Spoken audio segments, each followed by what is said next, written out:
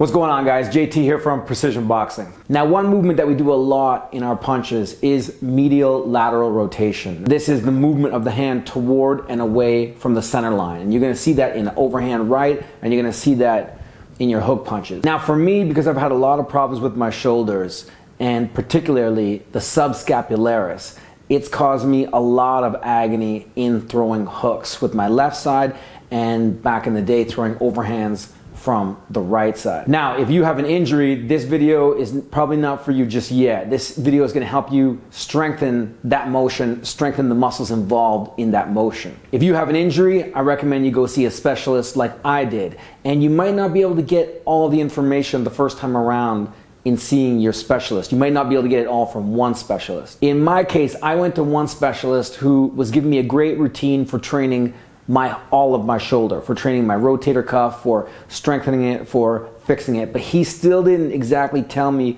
what my problem was. And he actually referred me one day, he wasn't in the office, he referred me to another doctor. And that doctor did some tests on me and looked at me. He looked and he goes, subscapularis. Subscapularis is huge in boxing for overhands and for hooks. Now what happens is, if your subscapularis is weak or injured, you will try to punch around it. It's not that a strong subscap is going to give you a powerful punch. What happens is, when you get to that moment of truth in the rotation, from the feet, hips, the waist, and to the shoulders and the hand release, once you try to get to that hand release, your arm is going to want to get around working through the subscapularis. And the way it does that is by pre-dropping your arm to the drive position so that you have the front deltoid taking most of the load and driving through. And beginners who are not experienced in punching and want to get a powerful punch will also do this. They'll also drop and preload the shoulder so that they can drive through and use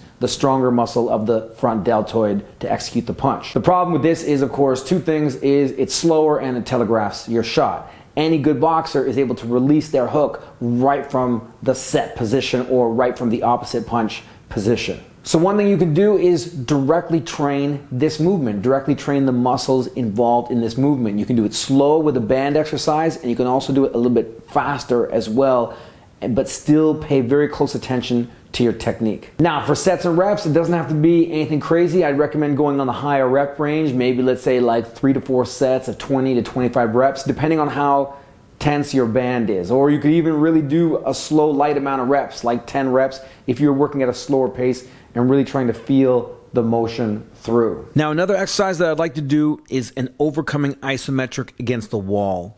What I do is go up to a wall and adjust my fist position in different points of the hook, different ranges, different heights, until I find my weak spot.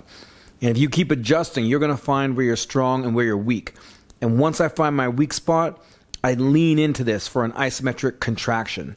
Hold, let's say, for 10 seconds, and repeat 3 times. All right, so for those of you out there who might have an injury, get a specialist to check it out, get multiple opinions if you have to. But in the meantime, work this exercise to help you land more effective hooks and overhands. Thanks for watching, guys. Peace.